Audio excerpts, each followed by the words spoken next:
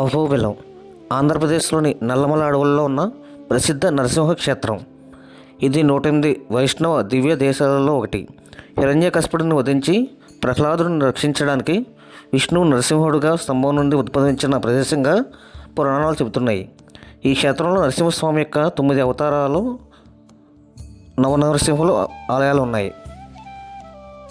ఈ పొడవు మీద ఉన్న 4 దివ్యమైన నరసింహ క్షేత్రాల్లో అహోబిల క్షేత్రం ఒకటి.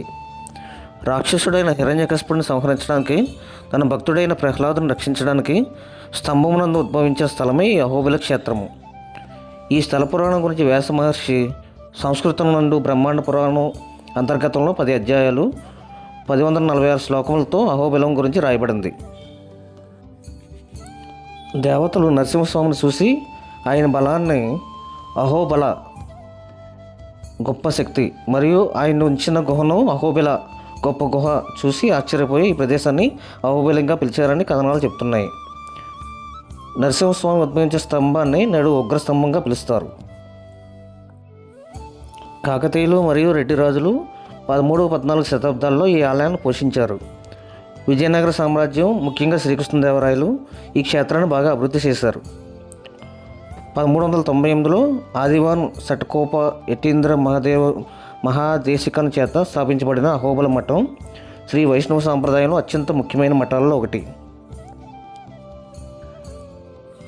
ఎందెందు వెతక చూసినా అందందే కలడు విష్ణువుని అచంచల విశ్వాసంతో పలికిన అచ్యుత పద శరణాగతుడైన ప్రహ్లాదుని వాక్కును సత్యం చేసేందుకు స్తంభం నుండి సాక్షాత్తు శ్రీమన్నారాయణుడే నరహరిగా ఉద్భవించిన మహోత్కృష్ట ప్రదేశం అహోబిలం. విచ్చుకున్న తామరలతో శోభిల్లే కొలనులు, సూర్యుడు తొంగు చూసేందుకు కాస్తంతైనా అనుమతి ఇవ్వని అమలిన అడవి అందాలు, నున్నటి గులకరాల మీద జారిపోయే అడుగులతో ప్రయాణాలు, దారంతా వినిపించే జలపాతాల గుసగుసలు, భవనాశిని జల్లుల్లో చలిచిలి గింతలు, మరెక్కడా కనపడని కొన్ని వింత పువ్వులు, లతలు, దూరంగా ఎక్కడి నుండో వినిపించే హరినామ స్మరణలు, ఎటుపక్కకు చూసినా కనువిందు చేసే లేత ఆకుపచ్చ రంగులు, వాటి చుట్టూరా రెక్కలు విదిల్చుకుంటూ తిరిగే రంగురంగుల సీతాకోక చిలుకలు, శ్రావణ భాద్రపదాల్లో విరివిగా కురిసిన వర్షాలకు పూచిన కొండమల్లెలు పంచే పరిమళాలు, ఎత్తైన పర్వత శిఖర అంచుల మీద కలవరపెట్టేంత లోతైన లోయను కళ్ళు విప్పార్చుకుంటూ చూస్తుంటే సొంతమయ్యే అనుభవాలు, అడుగులో అడుగు వేసుకుంటూ అడుగు జారితే స్వర్గమేనన్న అపరిచితుల మాటలకు అప్రయత్నంగానే నవ్వులతో బదులిస్తూ సాగే నడకలు, అన్నిటికంటే ముఖ్యంగా మనస్సు అనుక్షణం ఆశపడే అద్భుతమైన మౌన ప్రపంచం. స్వర్గలోకాల దారులను వర్ణిస్తున్నాం అనుకుంటున్నారా? ఊహు, అహోబిలం ప్రకృతి సౌందర్యాన్ని నా కళ్ళతో మీకు చూపిస్తున్నానంతే. రండి అహోబిలం శోభను చూద్దాం. అహోబిలంలో నవనరసింహ క్షేత్రాలు ఉన్నాయి. అన్నీ స్వయంవక్త క్షేత్రాలే కావడం, ప్రతి క్షేత్రంలో స్వామివారు ఒక్కో గ్రహానికి అధిపతిగా ఉండడం ఇక్కడ ప్రత్యేకతలు. దిగువ అహోబిలం కొండ కింద భాగంలో ఇక్కడ ఏమేమి ఉన్నాయంటే భార్గవ, చిత్రవట, యోగానంద నరసింహులు. అలాగే ఎగువ అహోబిలంలో కొండపైన కారంజ అహోబిల, మాలోల, క్రోడ, పావన, జ్వాల నరసింహులు కొలువుతీరి ఉంటారు. ఒక్కో అవతారానికి ఒక్కో కథ ఉంది. ఒక్కో దర్శనానికి క్షేత్ర పురాణం ద్వారా నేను విన్నదాన్ని బట్టి ఒక్కో విశేష ఫలం ఉంది.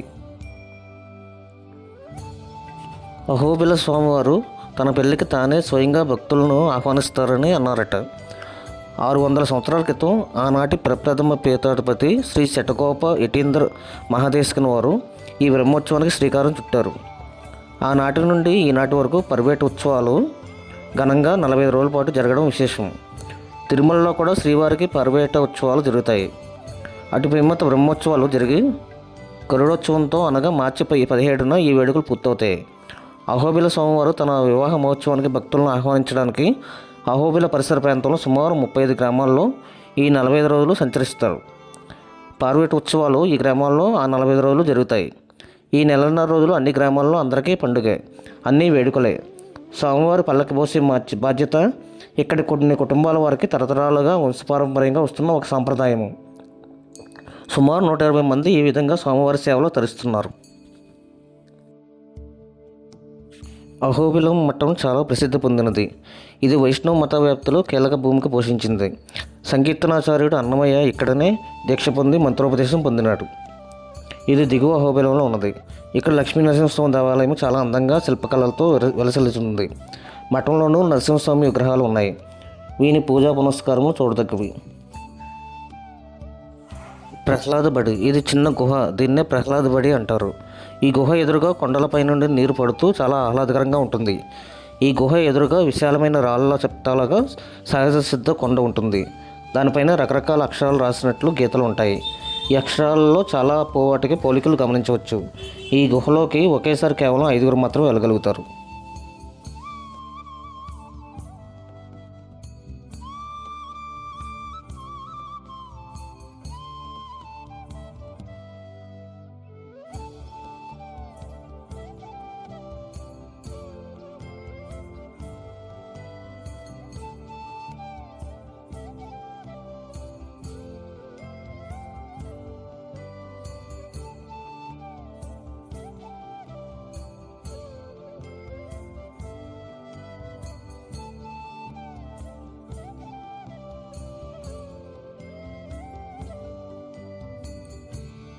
ఉగ్రస్తంభం, ఇది యెహోవాలోని ఎత్తైన కొండ. దీని దూరం నుండి చూస్తే ఒక రాతి స్తంభం మాదిరిగా ఉంటుంది. దీన్ని చేరుకోవడం కొంచెం కష్టం, కానీ ఒకసారి దీన్ని చేరుకుంటే మంచి ట్రెక్కింగ్ చేసిన అనుభూతినిస్తుంది. దీనిపైన ఒక జెండా, నరసింహస్వామి పాదాలు ఉంటాయి. దీని నుండే నరసింహస్వామి ఉద్భవించాడని ప్రతీతి.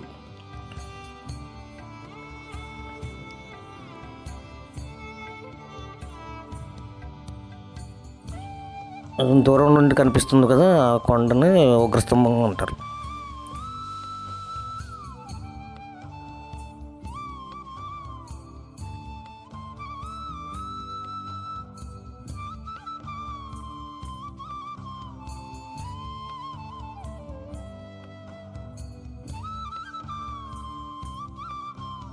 ఇప్పుడు జ్వాలా నరసింహస్వామి దేవాలయానికి వెళదాం. అహోబిలానికి వచ్చే 80% మంది జ్వాలా నరసింహస్వామి దాకా రాలేరట. ఆ దారి అలాంటిది, చాలా ఎత్తున ఉంటుంది. అక్కడక్కడ కొన్ని మెట్లు ఉంటాయి, కానీ మొత్తానికి ఎగుడు దిగుడుల్లో కాలినడక ఎక్కువ. దారి చదునుగా ఉండే సమస్య లేదు. కోతులు బెడద ఉండనే ఉంది. నల్లమల అడవుల అందాలను సంపూర్ణంగా చూడాలనుకునేవారు ఇక్కడ దాకా వస్తే బాగుంటుంది. అడుగు జారిందా చేతులు చాచి ఆహ్వానించే లోయ ఒకవైపు, కొసలు తేలినట్లుండే నల్లరాయి కొండ మరొకవైపు, 3 దిక్కుల్లో అడవి, 4వ దిక్కులో కళ్ళకు విందందించే భవనాశిని జలపాతం, వేదాద్రి పర్వతం, చివరిలో భక్తులు స్వామివారిని దర్శనం చేసుకునేందుకు అటు సన్నతి దారి ఒకటి ఉంది. తలలు పూర్తిగా వంచి ఆ కొండదారిలో వెళ్తుంటే రెండో పక్క కొండపై నుండి విపరీతమైన వేగంతో కింద పడే భవనాశిని ఎదురవుతుంది ఒకచోట. అక్కడ ఆ జల్లుల్లో తడిసి తీరాల్సిందే.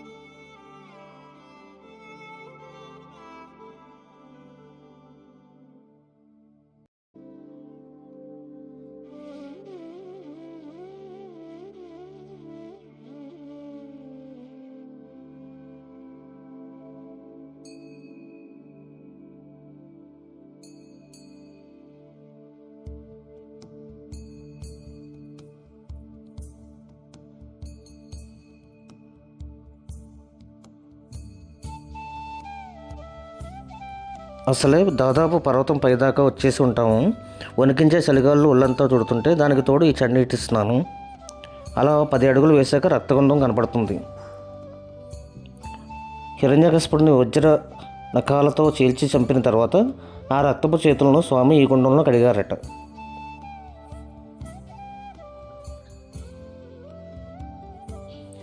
దాని పక్కనే జ్వాలా నరసింహస్వామి దర్శనం అవుతుంది.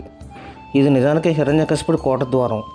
బ్రహ్మ నుండి అతను పొందిన వరం ప్రకారం మనిషి జంతువు కాకుండా నారసింహుని రూపంలో పగలు రాత్రి కాని సంధ్యాకాలంలో ప్రాణం ఉన్నవి లేనివి అని తేల్చరాని నకాలతో ఇంటి లోపల బయట కాక గుమ్మంలో భూమిపైన ఆకాశంలో కాక తన తోడపైన హిరణ్యకశిపుని సంహరించాడు.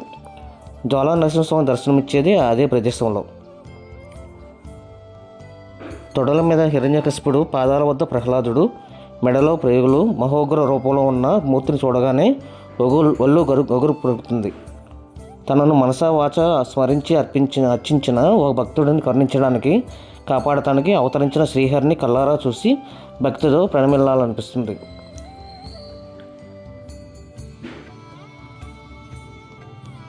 ఇక్కడ విశేషం ఏమిటంటే స్వామిని శాంతపరచడానికి ఆకాశగంగా ఇక్కడికి దిగి వచ్చిందని చెప్తారు. అదే భవనాశిని. గుహ పైభాగం నుండి సరిగ్గా స్వామి అభిషేకం జరుగుతున్నట్టే నీటి చుక్కలు పడుతూ ఉంటాయి. అది నిర్విరామంగా జరిగే ప్రక్రియ. ఏడాది పొడవునా ఏనాడూ ఆగకుండా పొట్టుగా ఆ ధార స్వామికి అభిషేకం చేస్తూనే ఉంటుంది.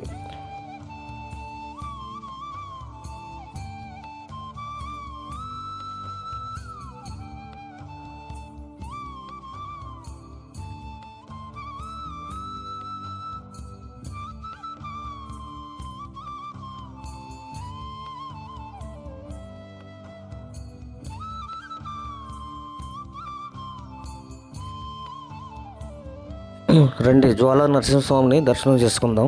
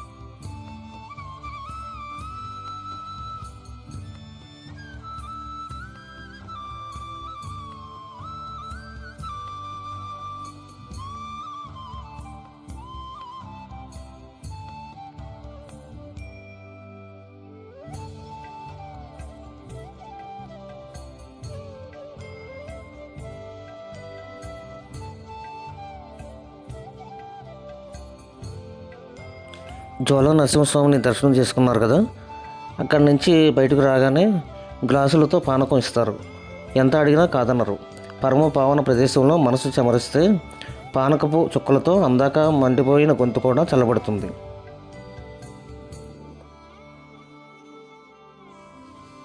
ఇక్కడ పానకం తాగి కిందకి వచ్చిన తర్వాత అక్కడే ఉగ్రస్తంభం ఉంటుంది. ఆ ఉగ్రస్తంభం పైకి వెళ్ళాలనుకుంటే వెళ్ళచ్చు. అక్కడి నుంచి మన ప్రయాణం మాలోల నరసింహస్వామి దగ్గరికి.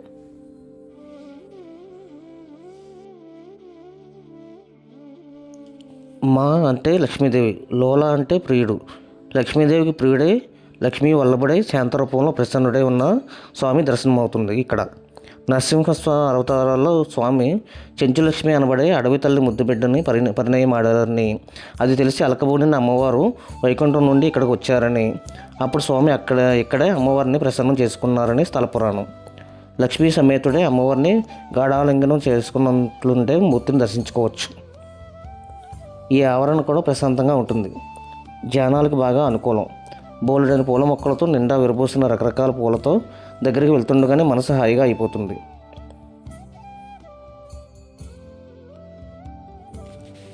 పావన నరసింహస్వామి. చెంచులక్ష్మి సమేతుడైన నరసింహస్వామి ఉన్నది ఇక్కడే. ఈ స్వామిని దర్శించుకుంటే సకల శుభాలు జరుగుతాయని, పాపాలు పోతాయని భక్తజన విశ్వాసం. ఇక్కడికి నడిచి వెళ్ళడం మాత్రం చాలా కష్టం. కింద నుండి జీపులు ఉంటాయి. వాటిలో వెళ్ళడం కొంచెం సులభం. కుదుపులు ఎక్కువగా ఉంటాయి, కొండదారి కాబట్టి. క్రోడా నుండి జ్వాలా నరసింహుని దగ్గరికి వెళ్తున్నప్పుడు కొండ మధ్యలో ఒక చోట నుండి ఉగ్రస్తంభం కనపడుతుంది.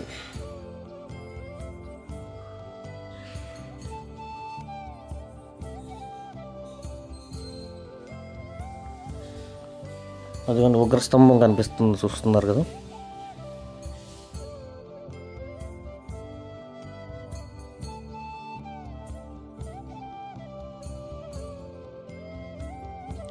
ఎగువ అహోబిలంలో చూడలేని వారు, కొండపైకి ఎక్కి చూడలేని వారు ఇలా డోలీలో సదుపాయం కూడా ఉన్నది.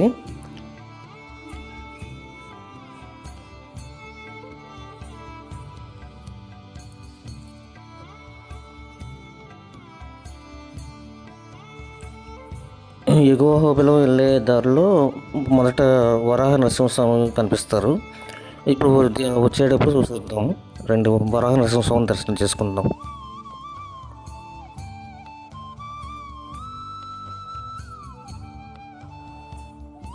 వరాహ నరసింహస్వామిని దర్శనం చేసుకోండి.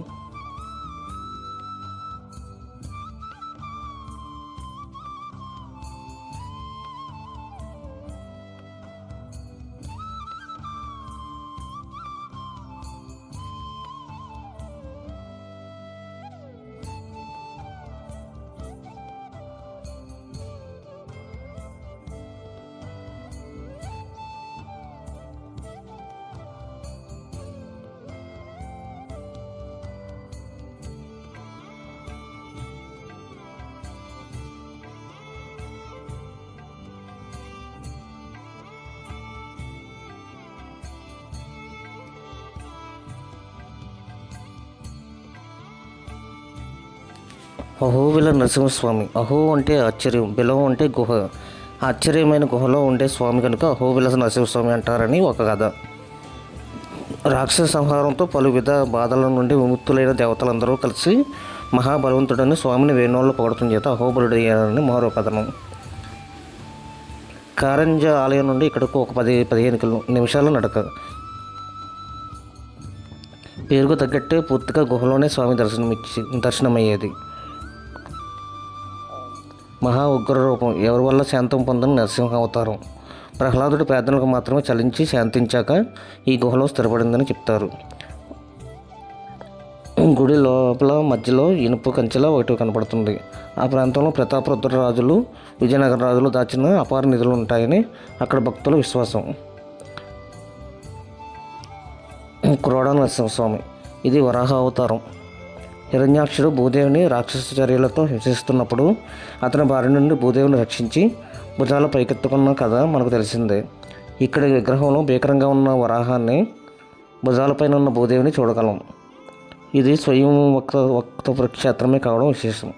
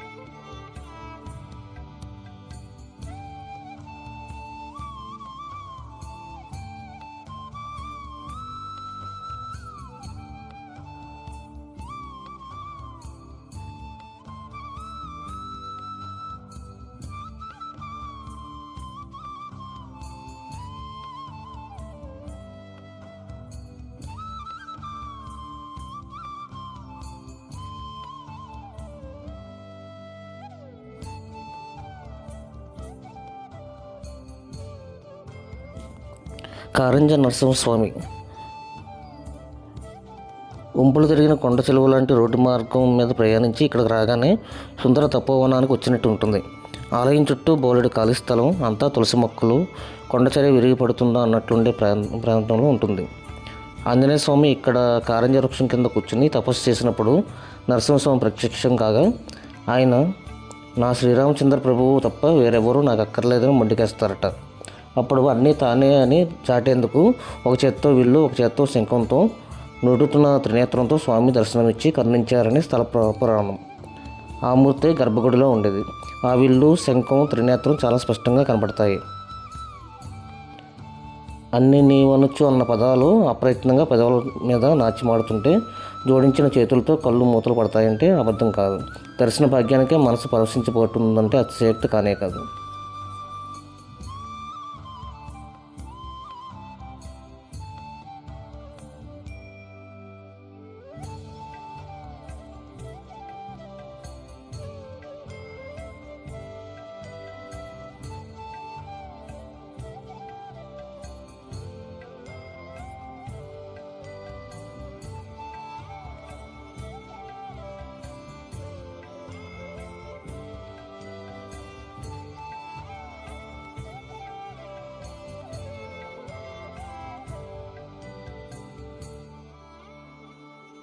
మొట్టమొదట దిగువ అహోబిలంలో లక్ష్మీనరసింహస్వామి ఆలయం ఉంటుంది. మేము చివరిలో దర్శనం చేసుకున్నాం, అక్కడికి వెళ్తున్నాం రండి. లక్ష్మీనరసింహస్వామి ఆలయం దిగువ అహోబిలం.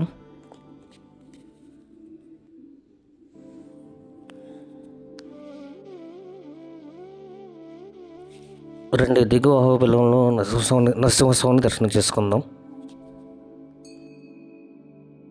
చూశారు కదా అహోబిల క్షేత్రం. ఈ పొడవు మీద ఉన్న 4 దివ్యమైన నరసింహ క్షేత్రాల్లో ఒకటైన అహోబిల దర్శనం అయింది కదా. ఇలాంటి మరిన్ని దేవాలయ సందర్శన కోసం నా యూట్యూబ్ ఛానల్ సబ్స్క్రైబ్ చేయండి, లైక్ చేయండి, షేర్ చేయండి. ధన్యవాదములు.